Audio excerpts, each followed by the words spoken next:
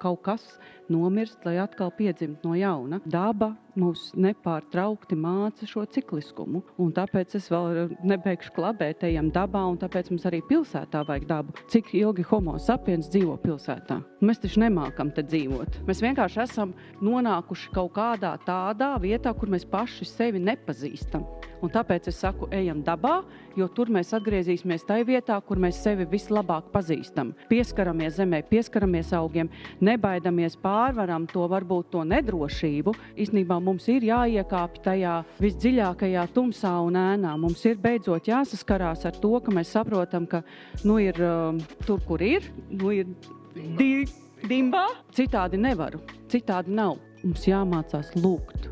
Arī tas īstenībā ir tas, kur pārkāpt pāri, ka mēs lūdzam kādam palīdzību, jo tur kāds lūdz,